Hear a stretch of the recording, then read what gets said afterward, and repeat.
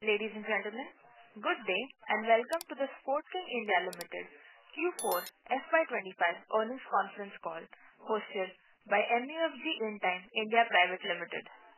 As a reminder, all participant lines will be in the listen-only mode, and there will be an opportunity for you to ask questions after the presentation concludes. Should you need assistance during this conference call, please signal an operator by pressing star then 0 on your touch-tone phone. Please note that this conference is being recorded. I now hand the conference over to Mr. Devas Dedhia from MUFG Intime India Private Limited. Thank you, and over to you, sir. Thank you. On behalf of Sportking India Limited, I extend a very warm welcome to all the participants on the Q4 and FY25 financial results discussion call. Today on the call, we have with us Mr. Munish Awasthi, Chairman and Managing Director of the company, Mr. Sandeep Sachdeva, the Chief Financial Officer, and Mr. Lavlesh Sharma, who is the Company Secretary. With this, I'll hand over the call to Mr. Sandeep Sachdeva for his opening remarks. Over to you, sir. Good afternoon, everyone. First of all, I would take you through the financial performance of the company for the quarter and financial year ended 31st March 2025. For the Q4 FY25, Sportking India Limited achieved revenue from the operation of INR 628.8 crores, up 3% year-over-year. In this revenue, share of export was approximately INR 356 crores for the quarter. Gross profit stood at 167.4 crores with an increase of 14% on YoY basis and 13% on sequential basis. Gross profit margin expanded by 265 basis points year-over-year and 235 basis points quarter-over-quarter. The gross margin for the quarter stood at 26.6%. EBITDA stood at 74.3 crores, increasing by 11% YoY basis and strong 30% on QoQ basis. EBITDA margin expanded by 84 basis points YoY and 247 basis points over the sequential quarter to 11.8%. Profit after taxes was INR 36.1 crores, seeing an increase of 58% YoY and more than doubling on sequential basis, registering a growth of 122% QoQ. Profit after taxes margin was 5.7%, experiencing a margin expansion of 200 basis points on a yearly basis and 307 basis points on a quarterly basis. For full financial year FY25, Sportking India Limited achieved revenue from operation of INR 2525 crores, up 6.2% YoY. The gross profit stood at INR 609 crores with an increase of 17.7% on YoY basis. Gross profit margin expanded by 236 basis YoY. EBITDA for the FY25 was INR 262.9 crores with an EBITDA margin of 10.4%. EBITDA increased by 28.2% YoY. EBITDA margin improved by about 179 basis points YoY. EBITDA margins are now back to a double-digit figure as seen historically. Profit after taxes was INR 109.3 crores, seeing an increase of 55.3% YoY. Tax margins were 4.3%, experiencing a margin expansion of 137 basis points on yearly basis. The company had another exceptional quarter in the export front with an overall mix of sales from the export increased to 38% in Q4 FY25 from 41% in Q4 FY24 and marginally up from 57% in Q3 FY25. Overall quarterly exports increased by 43% year-on-year and 5% sequentially. For the full financial year, export sales grew by 15%, contributing to a little more than majority of the financial sales at 52%. Capacity utilization at 96% remain on the same level as Q4 FY24. Overall capacity utilization for the full year has remained comfortably around the 95% mark, as has been amongst the best in the industry. On the balance sheet front, both non-current borrowings and current debts pertaining to working capital limits availed during the cotton procurement season have been paid down materially, leading to healthier balance sheets and saving on debt servicing. Our debt to equity ratio improved from 0.97 in March 24 to 0.58 in the March 25. Interest cost during the quarter was down by 44% and pre-tax interest coverage EBITDA interest cost improved to 4 times in FY25 compared to 2.6 times in FY24. Thank you all. Now I will hand over the call to Mr. Munish Awasthi, CMD of the company, for his remarks on the results and the outlook. Thank you, Sandeep ji. Good afternoon, ladies and gentlemen. I hope you have an opportunity to go through our press release and the investor deck. The textile industry continues to operate at a steady pace India's textile and apparel exports saw a 6.32 increase, primarily driven by a 10% surge in apparel exports last fiscal. Cotton prices have remained range-bound with less volatility. The Cotton Corporation of India continues to hold a very significant stock of cotton driven by MSP-related actions and has secured close to 100 lakh days of cotton in the current cotton season. Cotton yarn spreads continue to be influenced by encouraging demand and has marginally improved over the previous quarter.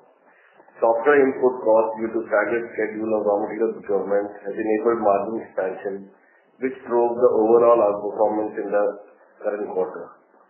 Exports have been a source of strength in yet another quarter, and we achieved the highest ever exports revenue for the full financial year during this fiscal.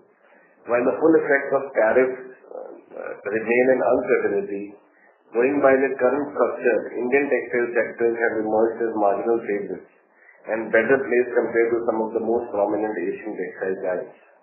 There are few negatives which are still plaguing our industry and which continue with the obstruction in us achieving our true potential, like MSP operations and the import duty on cotton.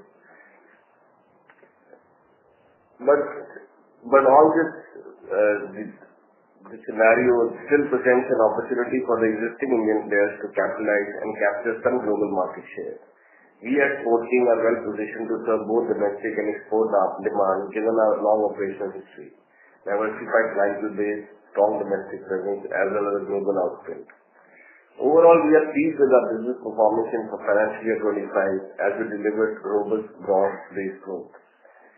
We are excited about the future as the impending trade deals with USA, Europe and the UK can be a watershed moment for textile industry, and they all look to be pretty imminent in nature.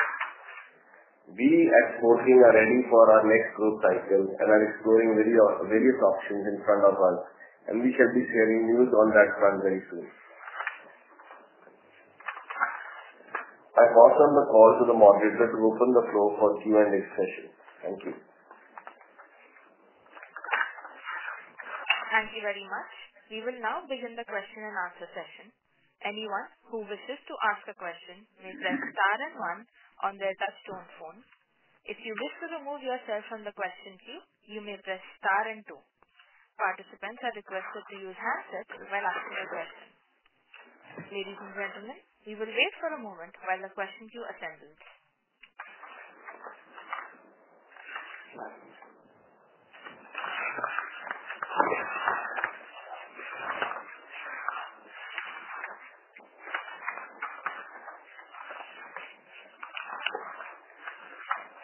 The first question is from the line of Keshav Garg from Counter Cyclical PMS. Please go ahead. Sir, firstly, many congratulations for great numbers. And sir, I wanted to understand whether this quarter the roughly 75 crore EBITDA that we have done, can we consider the same kind of number for the coming 4 quarters of this year, and can we consider it as a base number, or should we expect further improvement in this number, or sir, what should we expect going forward? Thank you, sir, for your compliment. So, we expect the numbers, we don't give generally a guidance, but we expect to be in double digits going forward the next year. So, there are so many moving parts right now, so we cannot commit for a longer future. There are so many things happening, so this can, go up or slightly down. It's a very dynamic situation right now the industry is in, with all these tariffs and the treaty agreements and all these happening. So we will abstain from giving any guidance. Right, sir. And sir, also now 2 of our group companies were supposed to be merged, which are into dyeing and retailing of garments. So by when will this is expected to get completed? And sir, I'm unable to understand that when the promoter shareholding is already 74 or almost 75%, which is the highest permissible limit. So will the company make a cash payment, or sir, how exactly will the transaction shape up? So right now we are, it's still in, we know all this, and we are still under the process is still going on. So we are looking at various options in offering, preferential shares or one thing I can assure you is there won't be any outflow of cash from the company. Right, sir.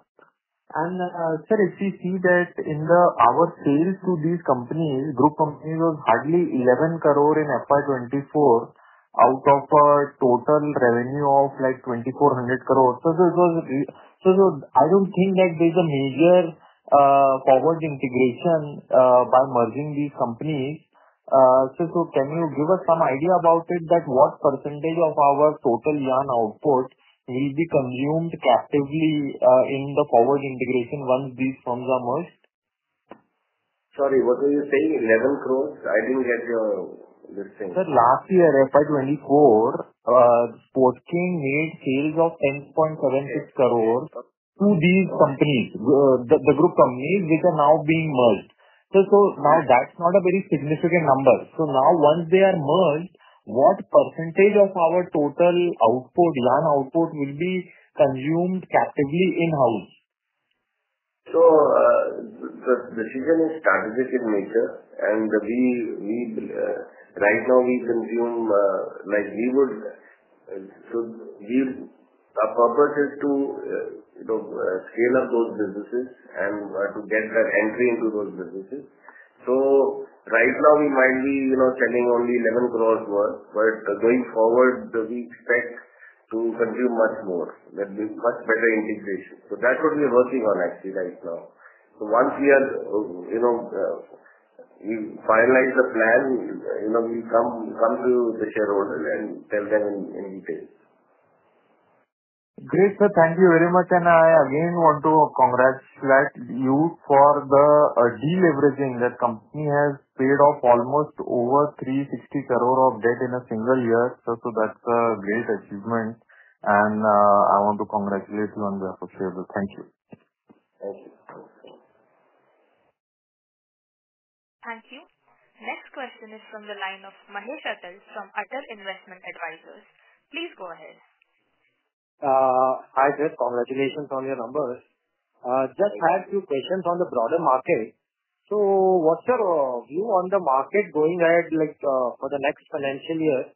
How do you see the Indian market, the domestic market, and what would be our what would be your opinion on the market going ahead, and also your viewpoint on the raw material pricing in the next year? So we are, as I stated by opening statement, and we are very excited about the future, the next year and the years, many years going forward, because since last 2 months there have been a lot of interest, renewed interest in Indian textile sector. That everybody wants to come to India, and we see a lot of positives happening. People are really, really serious this time, and so we are very excited for the future, and we seem to be in the front line in making deal with the USA, maybe the first country to make the deal with USA, and it can only be beneficial to the textile sector, and with the preferential treatment which our competitors used to get till now, and now we will be getting those treatment instead of them. So we are very excited, and there's a lot of investments we see happening in downstream, and we are very excited for the future, the midterm and long-term future. And about cotton prices, there is we feel the cotton prices are going to be stable where they are. There won't be much movement, maybe 2-3%, within a range of 5%. For next till at least till October. There is a lot of movement. The government is seriously considering to remove the import duty. If that happens, that will be another stimulus for the textile industry, spinning sector in residence. Sir, my another question would be on the the import ban that US had on Jiangjiang cotton. So what's the story over there, sir? I mean, where is that cotton? I mean, that cotton must have been coming to some other market. They must be dumping somewhere, right? So do you think that this raw material pressure would be still there because of this? Yeah.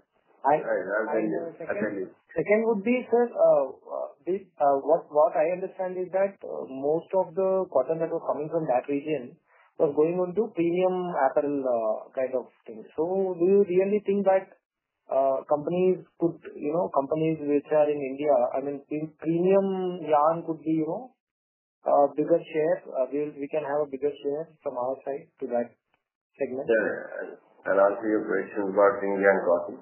So first of all, it's not premium cotton. It's a similar cotton as we produce in India. There's nothing premium about that cotton that, the products made out of that cotton can be made by the Indian cotton also. First point is that. And the second is, China as a country consumes about 9 million tons of cotton every year. And total production of China is 6.4. And so what they generally do is to export to US and other countries where the Indian is banned. They don't use that cotton. They use the cotton they import or the yarn they import. And China is definitely, of course, one of the biggest consumer of apparel and home textiles for the domestic consumption. So most of their Xinjiang cotton is used for their own domestic consumption. Okay. Yeah. And do you, sir, I had one more viewpoint that, I would like to know your viewpoint on it. That what's the difference between, you see now textile mills, last year what happened in South India is that most of the textile mills were, facing a lot of operational issues. And many of them, they shut down their operations too. So how does we have an edge over the South Indian market? I mean, how do you see that market, having a competition? Because a lot of them, they have actually started having new capacities. They have told that they will be coming up with new capacities. So do you think any kind of, leverage that we have over southern markets? So first of all, it's not about south market or north market. It's about how efficient a player is. There are many great spinning companies in south also. They might be listed or not listed. And there are many bad companies in north also who are not efficient. So I think it's all about efficiency, modernizing. You have to keep on modernizing. You have to keep on investing in your infrastructure. So I think it's nothing to do with north and south as such. How much percentage of your revenue was from specialty cotton yarn, sir?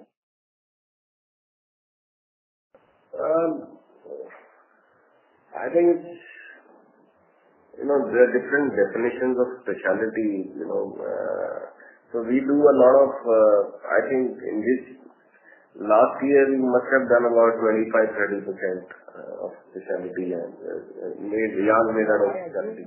Most of our yarn must be going into hosiery and weaving?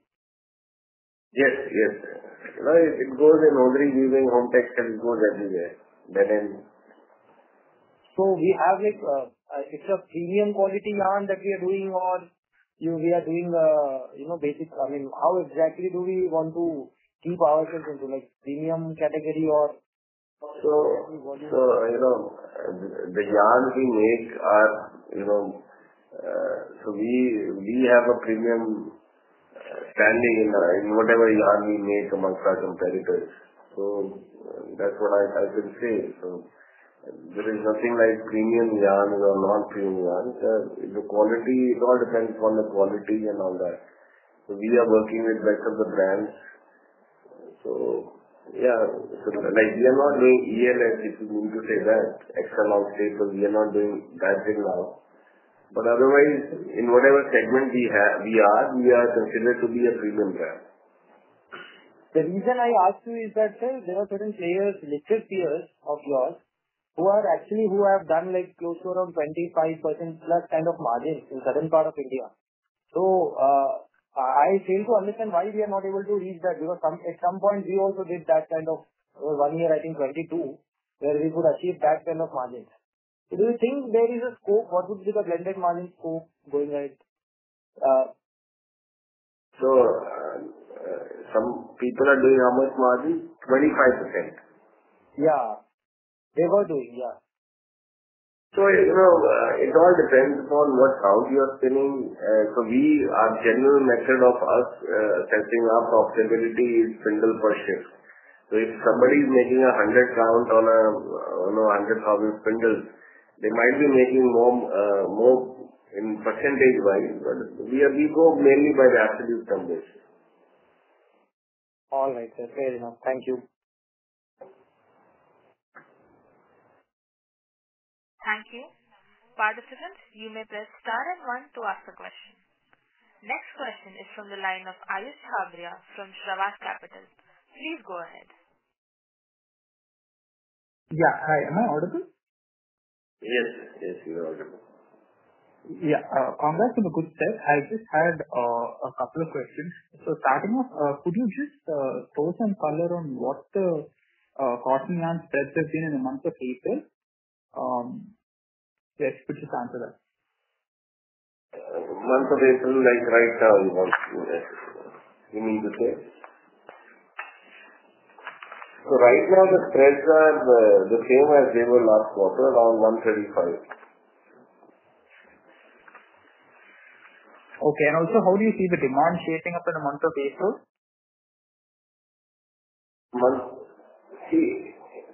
Shaping up like April is already gone.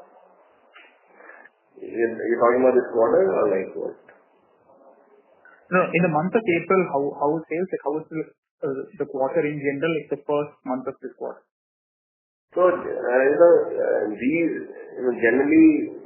historically, the market is a little quiet going after Holi, like in April, May, June. But surprisingly, this year we have seen a much better demand than what it used to be. Demand continues to be pretty good right now. Also, could you just quantify the cotton yarn spread for me on a year-over-year basis? You're saying this quarter it is 135. How much was it last year? Last financial year? Yeah, same quarter last financial year. Same quarter, 123. All right. I'll do it from my side. Thank you.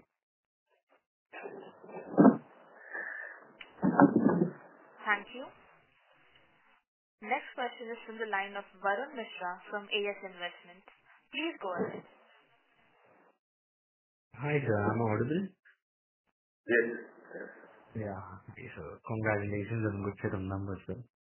I actually have a couple of questions. Do we expect our share of exports towards the revenue to rationalize downwards over the next couple of quarters and see more like domestic speaking sales? Yeah. See, our share of exports generally fluctuates from 45 to 50%. But this quarter it was a little higher. We want the domestic. We feel that domestic demand is going to be much better going forward. So we can see a slight shift in the longer term or maybe medium term. But in short term, I think it will be around this level only. So like in terms of long term, how long do you see? 2-3 years down the line?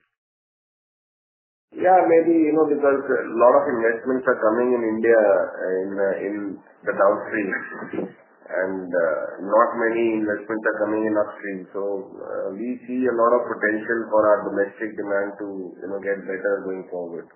Maybe in another 6 months, 9 months, incremental demand. We believe it's going to come quite soon. So we can see that reflecting in our revenues in the Q2 of the next financial year, maybe somewhere like that. Yeah, we believe. But we generally, we don't have any specific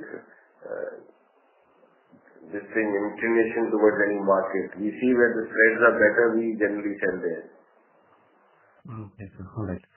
And so, what has been our export clients' reaction on the whole tariff thing which has been going on right now? So most of our clients where our businesses are, they have all been exempted from the new tariffs. And everybody is in suspense right now. So the work is going on, because we don't export a lot to China, so there of course there is a problem. But rest of the clients are pretty positive, and they all feel that their respective countries are going to get some relief, and the business will be as usual, other than China. Rather, most of them are getting a lot of business away from China. So they are pretty positive. So have you seen any increase in inquiries post the tariff announcement regarding the customers in the foreign market coming to us for inquiries? The inquiries, because we are already running at full book, and we are already working at full capacity. So the inquiries we feel are pretty similar, because we don't have much more capacity and much more material to sell. All right, sir. And so, what is the domestic clientele demand for now, in India? It has been, what should I say? Looked as a viable sourcing alternative. So, what is your view on that? Yeah, we feel that India has been doing pretty well for last 4, 5, 6 months, and even in the off season right now, it's doing pretty all right. And so this signifies that Indian apparel exporters have better orders, and we talk to a lot of customers, and they're pretty energized and pretty optimistic about even the orders going forward. All right, sir. And so my last question is how do you see our... I am very sorry to interrupt. Mr. Mishra, I request you to rejoin the queue and ask the remaining questions. All right. Thank you, sir. Yes. Thank you. Next question is from the line of Aman Madreja from Augmenta Asset Managers. Please go ahead. Yeah, hi sir. Thank you for the opportunity. So, first of all, I'd like to understand, basically every year up till March or April, we complete our cotton buying for the whole season. Correct me if I am wrong. And generally, we are seeing a reduction in the inventory YOY. Obviously, the prices of cotton are decreased. So, can you tell us how we are looking at this, the inventory holding season? And also, apart from this, could you highlight more on the debt reduction journey, because most of the reduction in debt has come from the reduction in short-term borrowing. So, are we looking at this ample supply of cotton we are not buying right now, or what is the strategy we are making internally for this upcoming season? Okay, so right now we are buying cotton. It's not reflecting in our books, because Cotton Corporation of India is giving you 60 days interest-free credit, and they hold the material for you. So we don't need to pay them till the 60th day, and so that's the 2 months of inventory which is not showing on our financials. And then we had imported some cotton, and which is staggered. So the planning has been such, because there was no opportunity to buy cotton at a specific price, and because CCI was holding a lot of cotton. So that's why our inventory looks to be low, but our coverages are slightly more than that. And about the debt reduction, yes, most of the debt reduction has been in inventory levels, because of the inventory levels, and whatever the profits were made, they have been making it even less. About long term, we expect to pay off around 70 to 80 crores of our loans this year, and we expect the short term to stay where it is, or maybe come even further down. Sir, given we would require some short-term debt to run our business also, because last year we had some 500 crores of short-term debt to run the business. So this time, given that CCI provides a 60-day credit and all, so Are we sure that less than 200 crores of short-term debt would be enough to maybe achieve a revenue growth of high single digits or double digits? We are not looking at growing revenue this year because we are already running at full capacity. We don't have, we don't need, because the operations are the same. We are not looking at any revenue growth will be if the prices go up. We keep on, making money every quarter. We don't feel that we'll be using more of our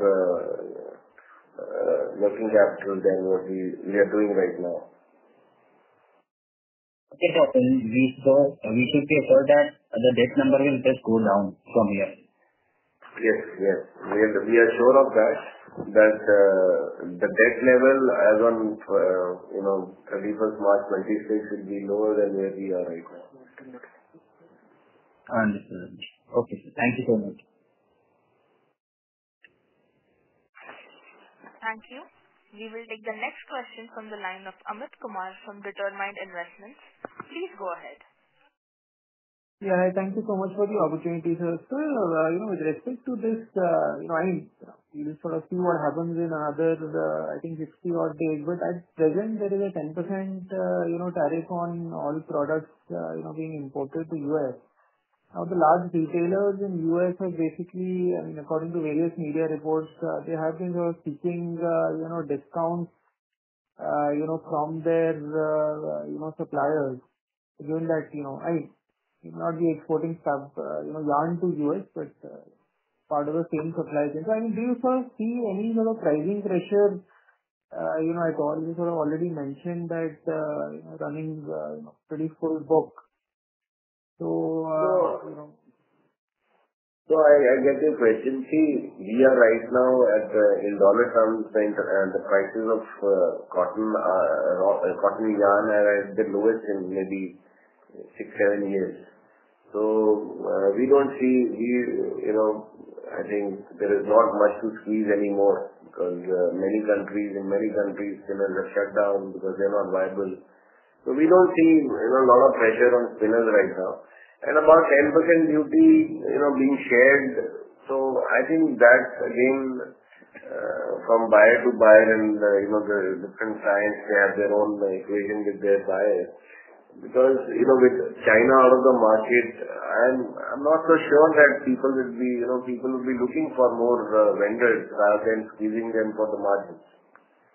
So that 10% tariff essentially, in terms of breakdown, mostly it sort of goes to the, buyer, which is basically the US, retailers, and I don't think too much on the supply chain there. Yeah, because 10% tariff, ultimately translates into a very small, minuscule change in the MRP, because most of the products which are made out, in India or Bangladesh or wherever, their MRP is 7 to 8 times. So the percentage difference in MRP is pretty negligible. And especially with China at 145%, they don't have a choice but to continue to buy or maybe buy more from countries which are 10%. China would be, just reminded, I remember a while back, I'd seen some data that China is, 40% of the global, textile trade. But obviously, other markets over a period of time, Bangladesh, India, Vietnam, they've been gaining. So China is still, till last year, China was still at such a high level? So China is significantly big player, of course, by a huge margin. But I think in specifically cotton segment, they are smaller than, because they're very big in synthetic. So they own almost 65-70% of the market. Would you have some, just a rough cut, not like a decimal point number, but just a rough cut, what would be China in terms of the global cotton textile trade? Would you have some rough? I don't have it right now, but I will definitely convey to you. I'll put it up here. Thank you. Thank you so much, sir. Thank you. Next question is from the line of Naitik from NV Alpha Fund. Please go ahead. Hi, sir.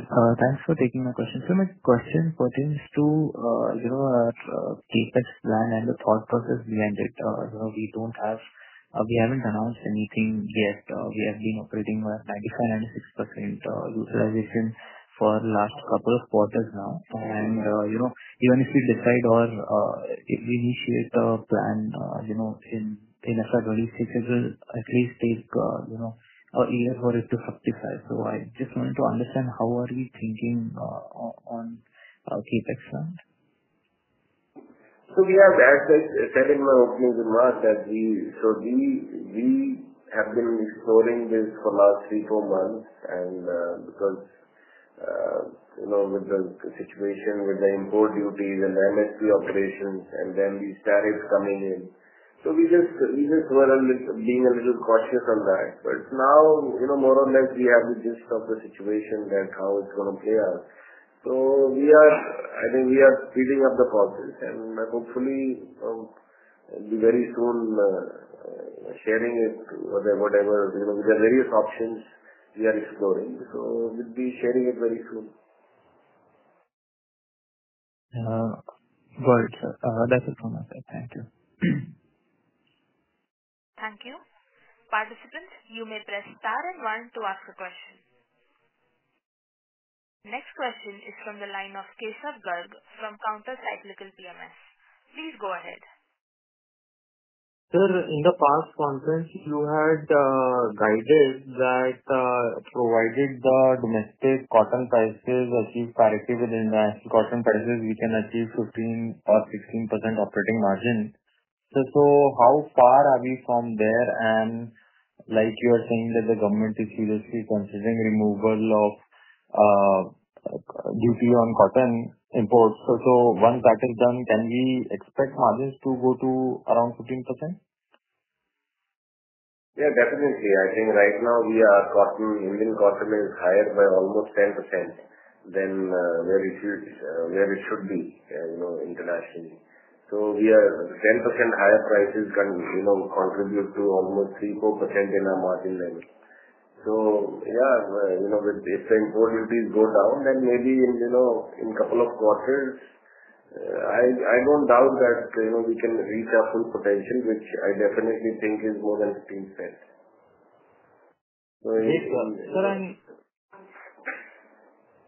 So these are the worst circumstances. The Indian cotton has never been more expensive than international cotton, as far as I remember. And these are, you can say, one of the worst times for spinning actually. So things can only get better from a cotton perspective there. So going forward, our capex is expected to be on the yarn side or on the forward integration side? Sir, I'll share it as soon as we are ready with the plan. Right now, I cannot comment because we have not chosen the plan yet. Okay, sir. Thank you very much, Investor. Thank you. Participants who wish to ask a question may press star and 1 at this time. Next question is from the line of Samarth Singh from TPF Capital. Please go ahead.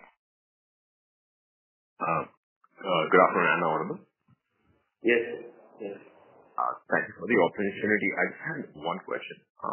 Has the supply chain seen any pre-buying from US retailers trying to get ahead of the tariff? And have we benefited from that in this quarter or the coming quarter?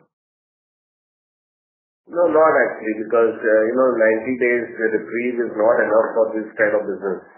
So it takes longer for the supply chains to move. Yeah, of course there was some the US shippers, of course, are most of our buyers who tell us the government that most of the US shippers are, of course, telling them to ship as soon as possible, but they have their own commitments with other European and Australian and all other vendors countries.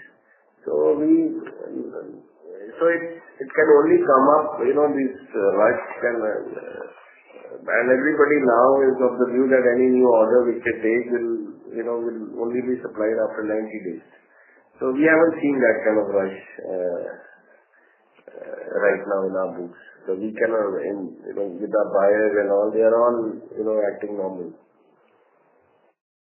Got you. Thanks so much.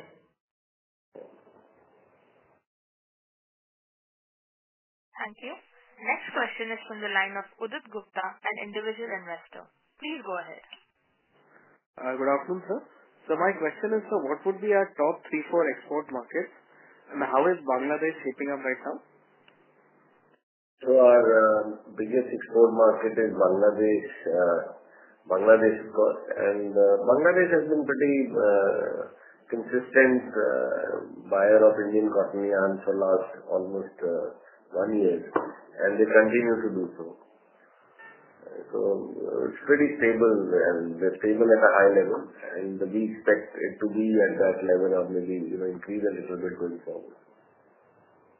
And so the two companies that we have thought about amalgamating with our company, so how is that moving forward? So yeah, that's still, it's going to take still more time. So there are a lot of legal formalities we have to go through. So I think we'll update you as soon as we have more news on that. So we will move into garmenting when we get into those companies? So those companies are already doing garmenting. So yeah, we will slowly get into that, better fit with the amalgamation of those companies. So this is expected to happen in the current financial year, or it could take longer? Hopefully, most probably within this financial year, yes. And sir, could you explain a little bit about your cotton buying cycles, so like which month we buy and then we hold, and like how does the process take place? It used to be October to March when we used to buy, but things have changed with all this, global and with the MSP operations and Indian government buying the cotton. So it's very dynamic right now. We see when, evaluate how to go, what's the best time to buy. It keeps on changing every month. So there's no definite plan these days because the government is buying. So we buy from the government. But otherwise, historically, the procurement season is from October till March. Okay, your point. And how are the cotton prices right now?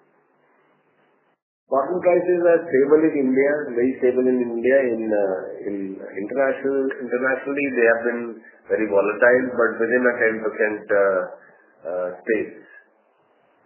So they have been, as high as 70 and as low as 62, 63 cents per pound. But like in India, it has been like between 53 to 500 per candy.